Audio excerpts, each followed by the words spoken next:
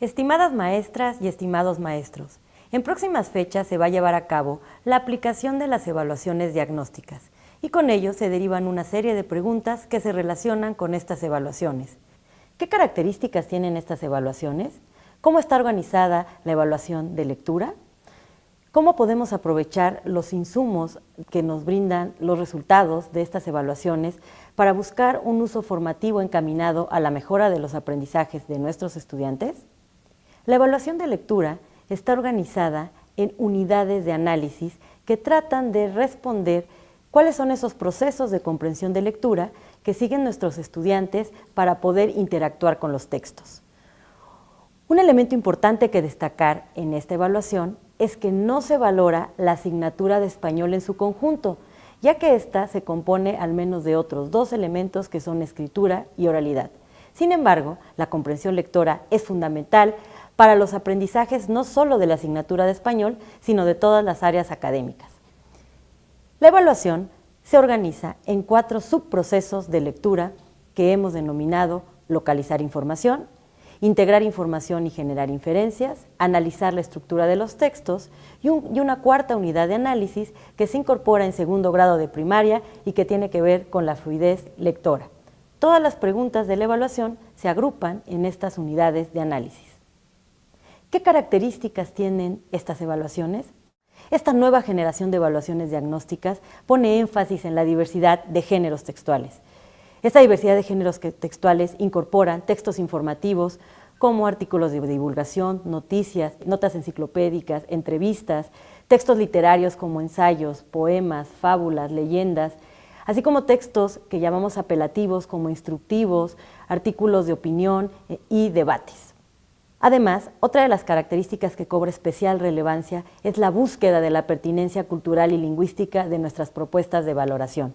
Para ello, se incorporaron aspectos metodológicos que tuvieron que ver con la entrevista de estudiantes de zonas marginadas de nuestro país, en las cuales se indagaba qué tanto podían comprender a partir de un lenguaje y de un contexto cultural esas propuestas que nosotros incorporamos en las evaluaciones. A partir de esta información se realizaron los ajustes necesarios para intentar no poner en desventaja a los estudiantes de diferentes lugares de nuestro país. Una característica relevante es la incorporación de una diversidad de formatos de respuesta. Si bien se mantienen los formatos de respuesta cerrada, en donde, en el caso de lectura, encontramos un texto al cual se asocian una serie de preguntas de opción múltiple, en las cuales el estudiante tiene que elegir alguna, se incorporan también preguntas abiertas en las cuales el estudiante tiene que dar una respuesta amplia que demanda la síntesis e integración de información, la argumentación de alguna opinión, así como la ubicación de elementos estructurales que están aislados en los textos. ¿Cuáles son los insumos que tienen a su disposición para poder realizar este análisis de los resultados? Se cuentan con cartas informativas de las unidades de análisis en donde se explicitan con claridad qué pretende valorar cada unidad de análisis. También se cuenta con tablas descriptivas en las cuales se hace una asociación curricular entre el elemento evaluado y los elementos con los que se asocia en términos de los aprendizajes y contenidos planteados en los planes y programas de estudio. Asimismo, un insumo relevante es el reporte de resultados. Este reporte de resultados lo podemos mirar desde 2 perspectivas que se complementan. Por un lado, podemos mirar los aspectos cuantitativos, en donde encontramos, por ejemplo, la cantidad o porcentaje de aciertos para cada una de las preguntas o para cada uno de los estudiantes, y también un aspecto relevante para el uso formativo de la información que tiene que ver con aquellos aspectos más cualitativos que están detrás de ese número o que lo enriquecen. Algunos de estos aspectos son las argumentaciones de las respuestas correctas o también los tipos de errores más comunes que cometen los estudiantes ante cada una de las situaciones de valoración que se propone. Hemos propuesto para ustedes una ruta de análisis para el uso formativo de las evaluaciones que consiste en 5 pasos que sugerimos se puedan implementar para poder acercarnos a esta mirada más precisa con una retroalimentación más descriptiva de lo que está sucediendo con nuestros estudiantes. El primer paso tiene que ver con la selección de los contenidos de interés. Esta selección es muy importante y se puede derivar de diferentes aspectos o criterios. Uno de ellos, y es el más utilizado, tiene que ver con poner atención en aquellas preguntas que tienen un menor porcentaje de respuesta correcta y que podemos inferir que son más difíciles para nuestros estudiantes. Sin embargo, también podemos tomar la decisión de empezar nuestra selección de contenidos a partir de las unidades de análisis que parecen más complejas porque también en conjunto tienen un porcentaje de respuesta correcta menor. Finalmente, otro de los aspectos que se pueden considerar para la selección de estos contenidos tiene que ver con un interés didáctico. Por ejemplo, si tenemos un planteamiento curricular o una secuencia que está intrínsecamente relacionada con una pregunta, podemos utilizarlo como motivo de análisis y entonces realizar nuestra selección en ese sentido. En este caso, a manera de ilustración, hemos seleccionado una pregunta que forma parte de las evaluaciones de tercero de secundaria, en donde, se presenta una caricatura periodística y se presenta la pregunta que tiene que ver con identificar el propósito de este texto en particular. Se tienen 4 opciones de respuesta y el estudiante tiene que seleccionar aquella respuesta que considere que representa el propósito de esta caricatura periodística, que tiene una frase, la sangre atrapa a los tiburones, así como unas imágenes que podemos apreciar. El segundo paso es el vínculo curricular. Este vínculo curricular va a permitir contextualizar ese elemento que se valora de manera particular en la pregunta con elementos más amplios que tienen que ver con los aprendizajes esperados tanto del grado inmediato anterior como del grado actual.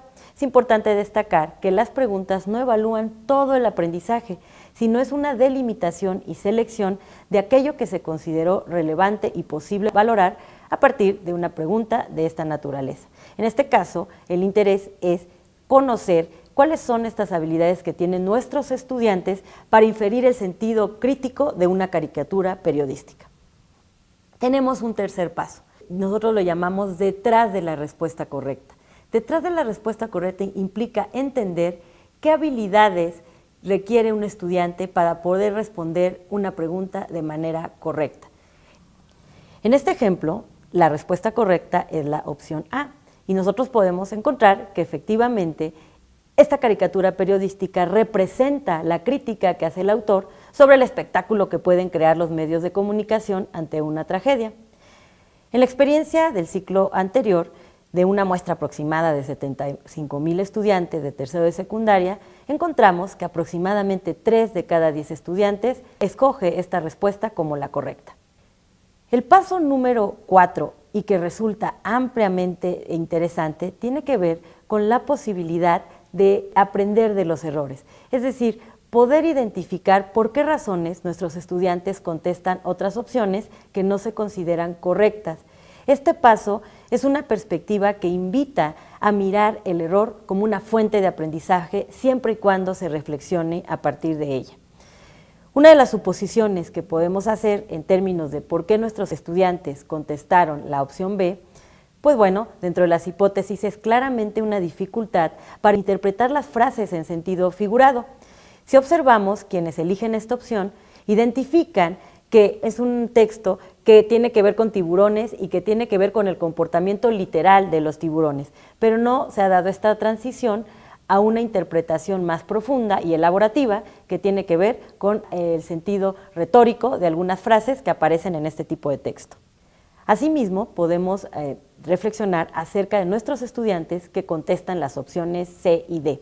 Y aquí lo que encontramos que este grupo de estudiantes, al parecer, pudiéramos hipotetizar, que sí logra interpretar algunos elementos figurados de esta propuesta, de este texto, pero lo hace de manera aislada, de tal manera que en la opción C, por ejemplo, son aquellos grupos de estudiantes que se identifican esta idea de medios de comunicación que representan los tiburones, pero no identifican la idea de la frase, ¿no? que hay una idea de un evento que llama la atención y que por eso se reúnen.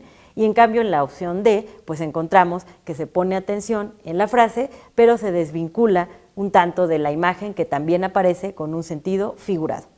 Finalmente, el paso número 5 es un paso que hemos denominado la aplicación de las orientaciones didácticas. Esta serie de orientaciones didácticas que pone a su disposición la Comisión Nacional para la Mejora Continua de la Educación es un recurso que tiene como propósito proveer a ustedes de herramientas que enriquezcan este conjunto de estrategias para mejorar el aprendizaje que fue motivo de interés.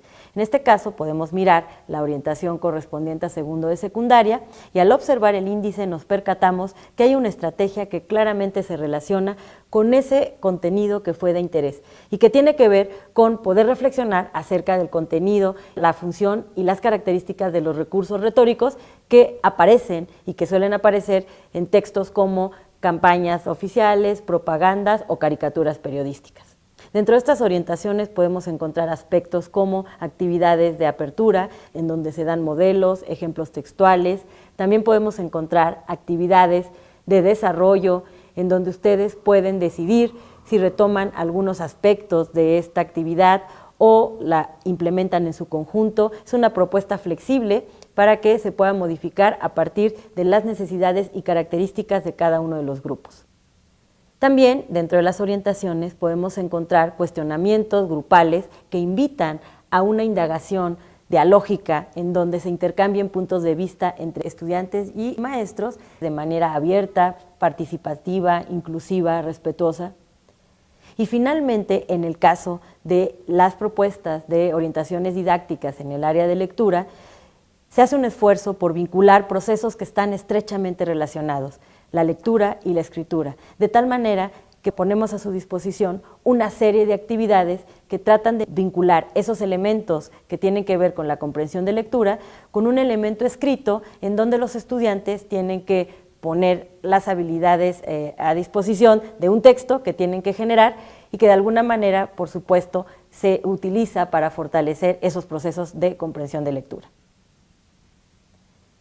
Recuerda, estimada maestra, estimado maestro, que la única forma de poder utilizar una evaluación formativa es el uso que tú hagas de los resultados. Muchas gracias.